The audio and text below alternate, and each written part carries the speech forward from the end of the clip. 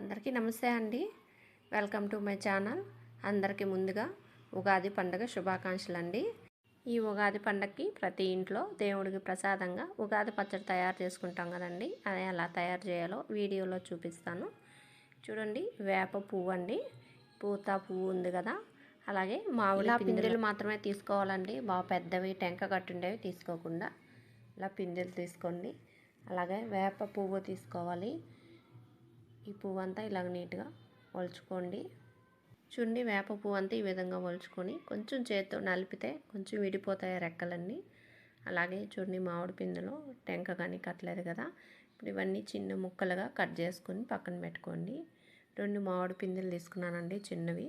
ఓ చిన్న ఉసిరికాయ అంత సైజులో చింతపండు నానబెట్టుకొని రసం తీసి పోసుకున్నాను ఒక గిన్నెలో. అలాగే మామిడి ముక్కలన్నీ చిన్న ముక్కలు ఇవన్నీ వేసుకోవాలి. ఒక పెద్ద స్పూన్ అంతా వేప పువ్వు అండి, ఇదంతా వేసుకోవాలి. అలాగే 1 టీ స్పూన్ అంతా సాల్ట్ వేసుకోవాలి. మీరు కల్లుప్పు అయినా వేసుకోవచ్చు. మిరియాల పొడి అండి 1/2 టీ స్పూన్ వేసుకోండి. బెల్లం పొడి అండి 2 టేబుల్ స్పూన్లు వేస్తున్నాను.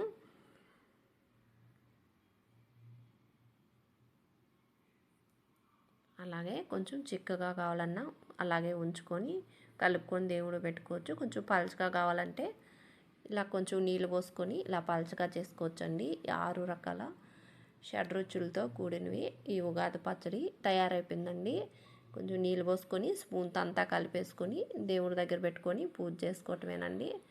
అలాగే పూర్ణం బూరెలు కానీ చేస్తున్నానండి. వీడియో చేసి కానీ చూపించాను. చూడని వాళ్ళు మా ఛానల్ వెళ్ళి చూడండి. వీడియో నచ్చితే లైక్ చేసి మా ఛానల్ని సబ్స్క్రైబ్ చేసుకోండి. థ్యాంక్ యూ ఫర్ వాచింగ్ అండి.